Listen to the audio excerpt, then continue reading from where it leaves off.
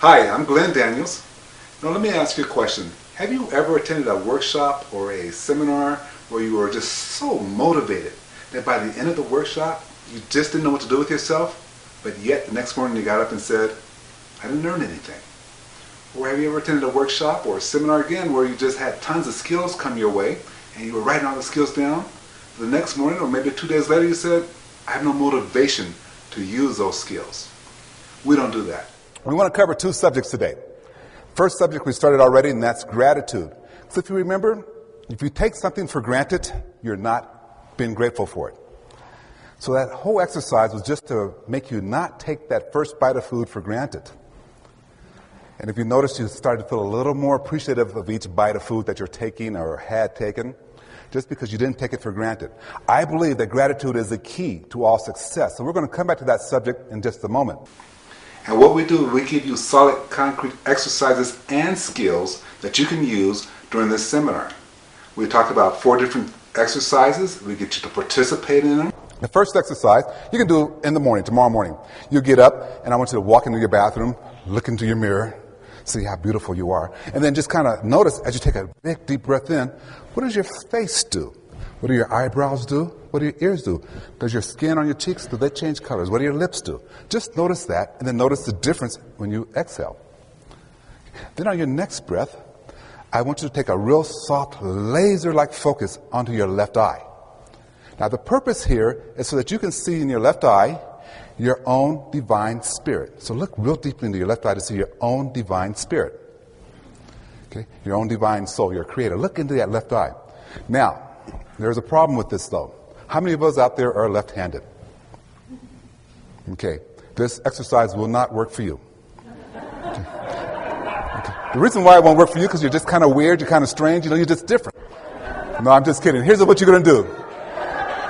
If you're left-handed, you're going to take a soft, laser-like focus into your right eye. You're just wired differently. So you need to go into your right eye. And again, no matter which eye you're looking to, the mission is to see your own divine spirit in your eye. And you're going to say the following affirmation. Now, some of you are going to debate this affirmation right away, but no, it's true for you. I always win. Let's practice it together. Everybody? I always win. Okay. Now, let's say it one more time like you really kind of believe it. Okay, here we go. I personally believe that telling stories is the most powerful learning tool that you can possibly have. And then this boy grew up without a mother. And he grew up with a very strict father.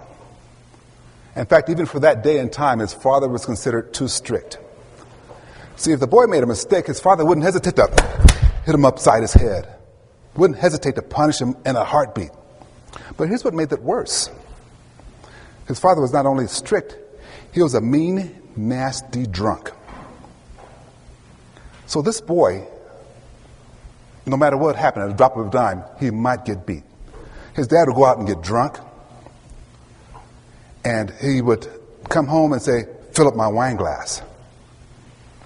So he'd fill up his wine glass. Invariably, the dad would spill wine on him, jump up. The boy would cover, Dad, I'm sorry, please stop. Telling stories perhaps about Beethoven and the struggles he had in writing the Ninth Symphony.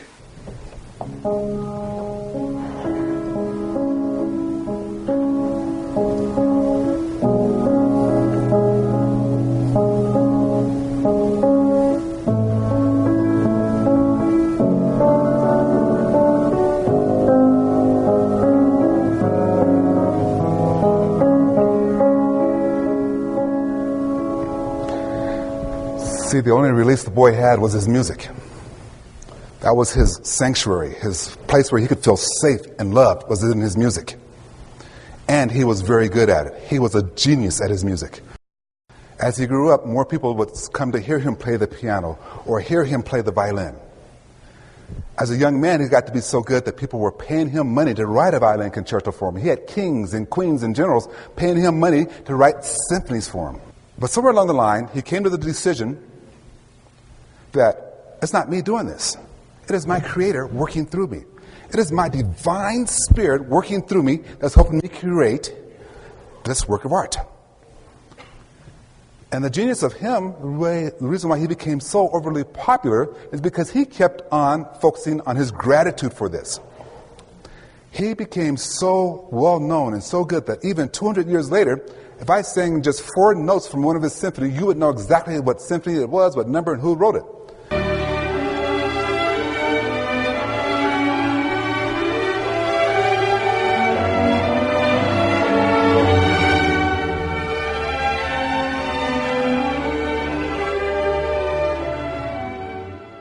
It's not about just being motivated and going no place. It's not about just learning skills and not using those skills.